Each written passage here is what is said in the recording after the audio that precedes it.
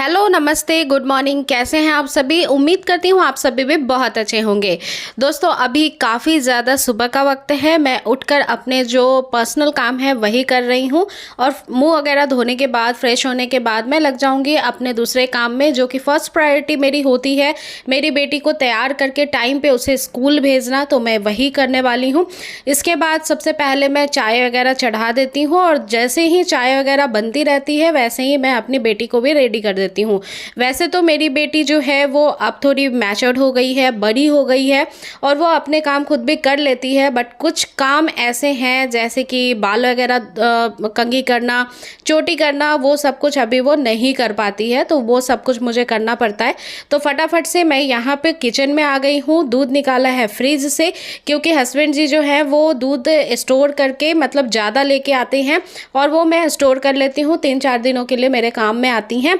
तो 2 litre 3 litre इस तरह से दूध हमारे यहाँ पे पैकेट वाली आती है और फिर उसमें से निकाल के चाय वगैरह या फिर दूध पीना है तो वो मैं बच्चों को भी देती रहती हूँ। तो यहाँ पे चाय का काम मैं फटाफट से डन कर लेती हूँ। उसके बाद आप सभी से मिलती हूँ।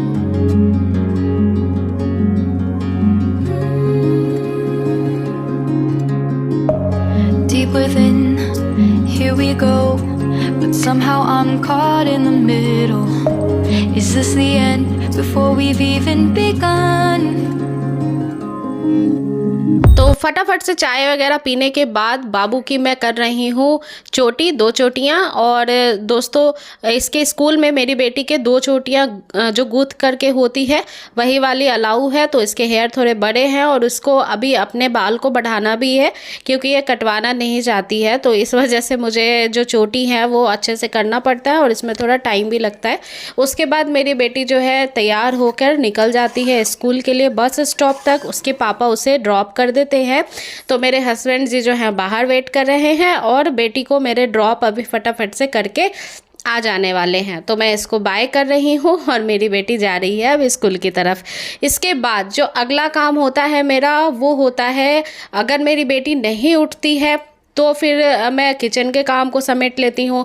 अगर मेरी बेटी उठ जाती है तो फिर मैं उसके काम में लग जाती हूँ। तो अभी जो है बेटी मेरी उठ गई थी तो उसको मैंने कार्टून वगैरह टीवी में लगा दिया है और फटाफट से मैं अपने कमरे की सफाई कर लेती हूँ।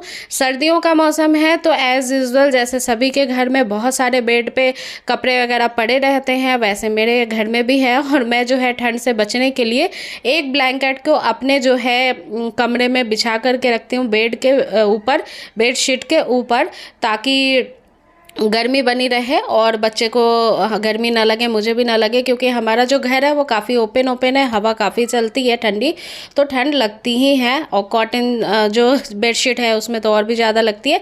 तो इस वजह से मैं जो है एक ब्लैंकेट जो है पतला सा जो होता है वो मैं एक इस पे चादर के ऊपर बिछा लेती हूँ और इस तरह से मेरा बेड जो है वो भी रेडी हो जाता है।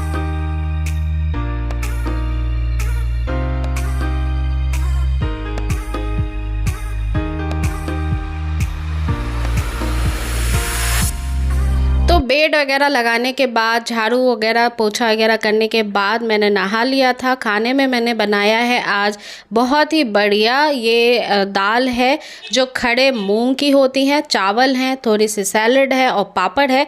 बहुत ही सादा सिंपल खाना, लेकिन काफ़ी टेस्टी है क्योंकि दाल को फ्राई कर लिया था।